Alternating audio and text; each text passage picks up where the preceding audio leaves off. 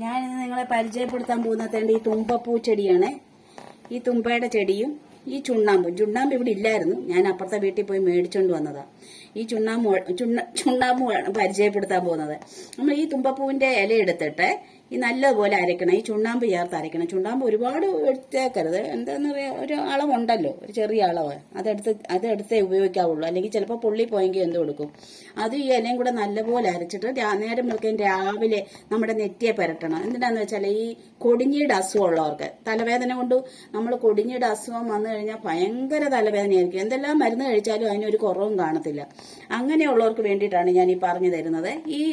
ഇതും കൂടെ അരച്ചിട്ട് രാവിലെ എഴുന്നേച്ച് നമ്മൾ ഈ നെറ്റിയെ പുരട്ടി കൊടുക്കുക. അപ്പൊ നമുക്കത് നമ്മുടെ തലവേദനയ്ക്ക് ശമനം കിട്ടും. കാരണം മരുന്നൊക്കെ കഴിച്ചിട്ടും ചിലപ്പോൾ കൊടിഞ്ഞിയാണെങ്കിൽ നമുക്ക് ഒരു കുറവും കിട്ടത്തില്ല. അങ്ങനെയുള്ളവർക്ക് വേണ്ടിയിട്ടാണ് ഞാൻ ഈ പറഞ്ഞു തന്നത്. അപ്പോൾ ഈ വീഡിയോ കണ്ട എല്ലാവർക്കും നന്ദി, നമസ്കാരം.